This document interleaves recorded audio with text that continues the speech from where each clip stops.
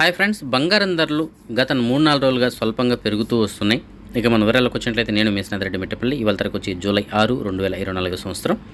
ముందుగా మనం కువైట్లోని money exchange విషయానికి వచ్చినట్లయితే ప్రస్తుతానికి ఒక కువైట్ దినార్ మన భారతదేశం రూపీస్లో సుమారుగా $272.03 ఉంది.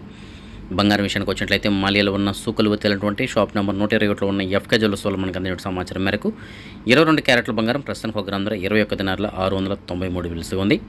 అదే 24 క్యారెట్ల బంగారం బిస్కెట్ల రూపంలో బంగారం ప్రస్తుతానికి 1 గ్రాము ధర 23 దినార్ల 682 ఉంది.